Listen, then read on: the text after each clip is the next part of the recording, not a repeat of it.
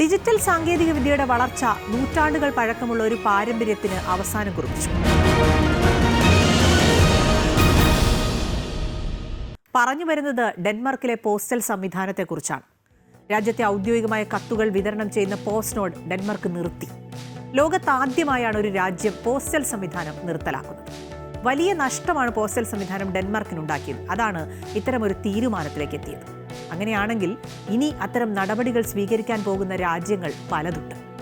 ഏറ്റവും പ്രധാനമായും കാനഡയും അമേരിക്കയും ഒക്കെയാണ്. Canada, America, Sweden, Norway, Finland എന്നിവിടങ്ങളിലെല്ലാം പോസ്റ്റൽ സംവിധാനം നേരിടുന്നത് കനത്ത നഷ്ടമാണ്. അതേസമയം ഇന്ത്യയിലേക്ക് എത്തിയാൽ ഇന്ത്യയിൽ കത്തുകളുടെ എണ്ണം വളരെ കുറയുന്നുണ്ട്. തപാൽ മേഖല പക്ഷേ മറ്റ് സേവനങ്ങളിലേക്ക് വ്യാപിപ്പിക്കുകയാണ്. ലോജിസ്റ്റിക്സ്, ബാങ്കിംഗ് സേവനങ്ങളിലേക്ക് ശ്രദ്ധ കേന്ദ്രീകരിക്കുന്നതാണ് നമ്മൾ കാണുന്നത്. ഇപ്പോൾ ഇന്ത്യ പോസ്റ്റ് അടക്കമുള്ള ബാങ്കിംഗ് സംവിധാനങ്ങളൊക്കെ നമുക്കുണ്ടല്ലോ. ഔദ്യോഗിക കത്തുകൾ, കോടതി പേപ്പറുകൾ, പാസ്പോർട്ട് അടക്കമുള്ളവയ്ക്ക് ഇപ്പോഴും പക്ഷേ ഇന്ത്യ തപാൽ സംവിധാനത്തെ ആശ്രയിക്കുന്നുണ്ട്. അതിനർത്ഥം മറ്റ് രാജ്യങ്ങളെക്കാൾ തപാൽ സംവിധാനത്തിൽ ഇന്ത്യ മെച്ചപ്പെട്ടു പോകുന്നു എന്നുള്ളതാണ്. തുടക്കത്തിൽ സൂചിപ്പിച്ചതുപോലെ ഡിജിറ്റൽ സാങ്കേതികവിദ്യയുടെ വളർച്ച ഡെൻമാർക്കിന്റെ പോസ്റ്റൽ വരുമാനത്തിൽ വലിയ ഇടിവുണ്ടാക്കിയിരുന്നു.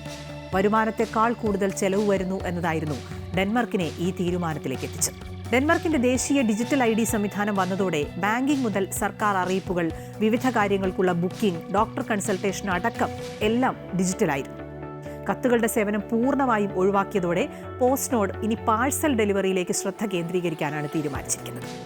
രാജ്യത്ത് വളർന്നുകൊണ്ടിരിക്കുന്ന ഇ-കൊമേഴ്സ് മേഖലയെ ലക്ഷ്യം വെച്ചാണ് ഇത്തരമൊരു നീക്കം നടത്തുന്നത്. കത്തുകൾ നിർത്തലാക്കിയതോടെ പൊതുസ്ഥലങ്ങളിലെ 1500 മെയിൽ ബോക്സുകളൊക്കെ നീക്കം ചെയ്തു. അതിന്റെ ദൃശ്യങ്ങളൊക്കെ നേരത്തെ പുറത്തു വന്നിരുന്നു. പക്ഷേ 4600ഓളം ജീവനക്കാർക്ക് ജോലി നഷ്ടമായി എന്നുള്ളതാണ് സങ്കടകരമായ കാര്യം.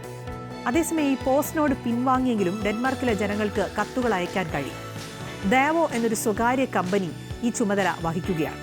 നമ്മൾ നേരിട്ട് ഇവരുടെ ഓഫീസുകളിലേക്ക് കത്തുകൾ കൊണ്ടുകൊടുക്കുകയോ അല്ലെങ്കിൽ അവർ നമ്മുടെ വീട്ടിൽ വന്ന് കത്ത് സ്വീകരിക്കുകയോ വേണം. അതാണ് രീതി. ലോകത്തിന് തന്നെ ഏറ്റവും കൂടുതൽ ഡിജിറ്റൽ വൽക്കരിക്കപ്പെട്ട രാജ്യങ്ങളിൽ ഒന്നാണ് ഡെൻമാർക്ക്.